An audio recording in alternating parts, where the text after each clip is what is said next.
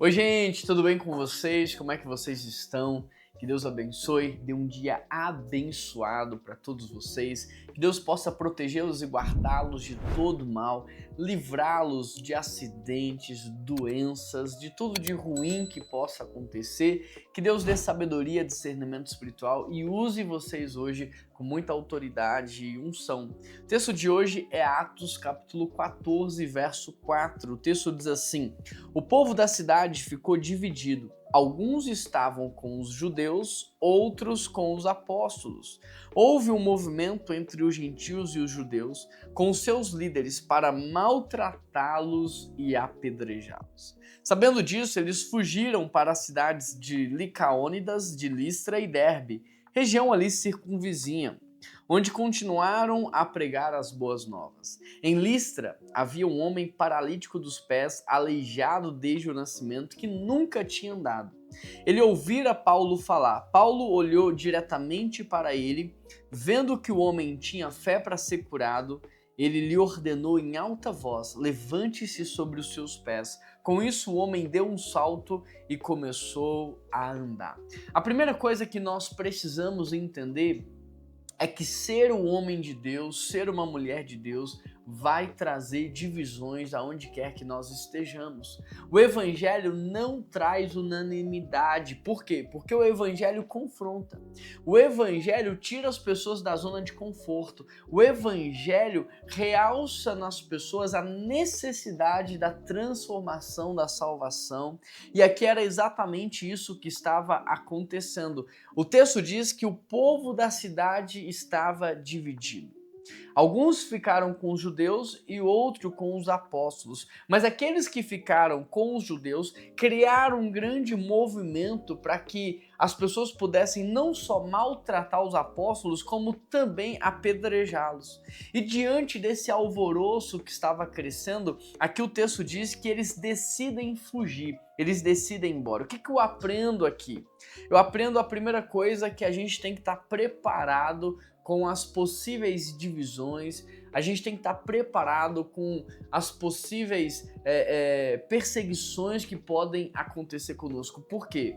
Porque isso aqui aconteceu com Jesus, Jesus foi maltratado, foi perseguido, aconteceu com os apóstolos e acontece, a verdade é que acontece. No ambiente de trabalho, na família acontece, então esteja preparado. A segunda coisa que eu aprendo aqui é que sabedoria é estratégia, sabedoria é uma estratégia. Fugir também pode ser uma estratégia de sabedoria. Olha o que aconteceu. Fugir aqui no caso não foi covardia, fugir aqui foi direção.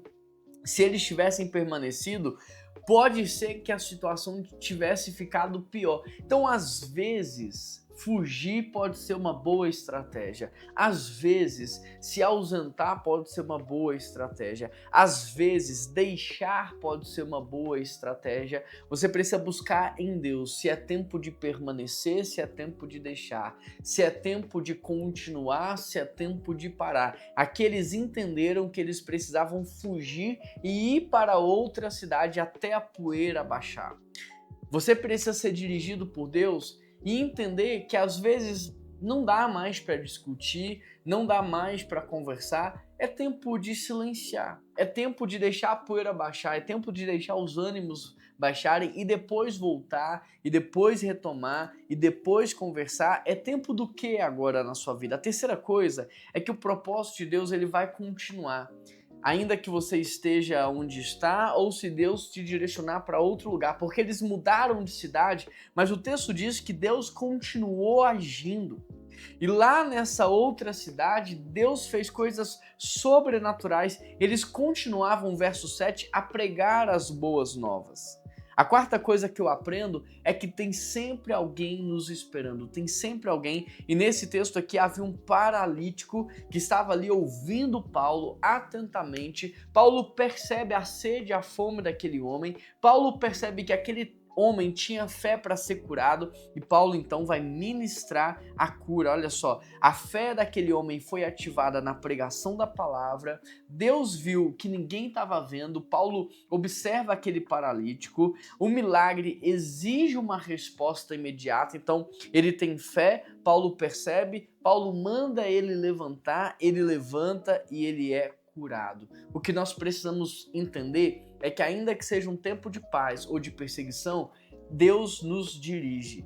E se esse é um tempo de paz, não perca a direção. Se esse é um tempo na sua vida de perseguição, não perca a direção de Deus. Ele vai te dirigir se é tempo de permanecer ou de se ausentar, se é tempo de discutir ou se calar, se é tempo de você permanecer aí onde está, Deus vai te dirigir. A segunda coisa, Ele vai guiar você naquilo que você tem que fazer e é nele que você tem que confiar. Não é nas pessoas, não é nas circunstâncias, é em Deus. Então eu quero te incentivar agora a orar, pedindo a direção de Deus sobre o que você tem que fazer, sobre aonde vocês têm que estar, sobre o que você tem que falar, sobre o que você tem que fazer.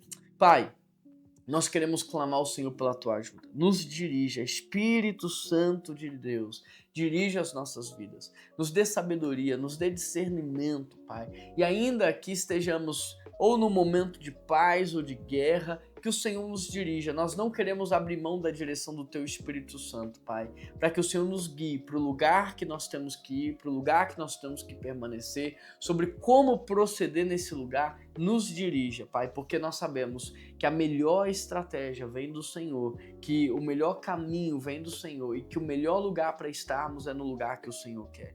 Nos dê a tua paz, em nome de Jesus. Amém, amém e amém. Que Deus abençoe vocês.